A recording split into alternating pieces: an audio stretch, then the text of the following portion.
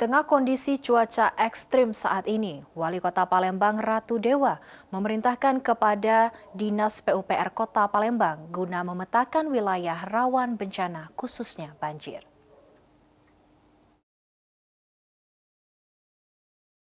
Keterangan tersebut disampaikan oleh Ratu Dewa saat dijumpai usai kegiatan di Hotel Arista Palembang.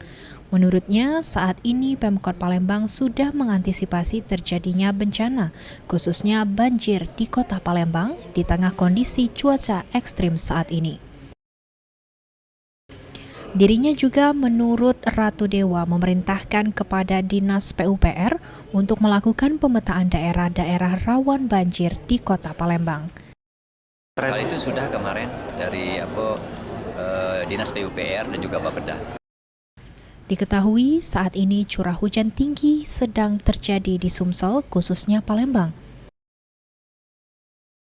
BMKG SMB 2 Palembang sudah memberikan peringatan waspada untuk beberapa wilayah Sumsel dengan ancaman bencana hidrometeorologi. Tim Liputan, PAL TV.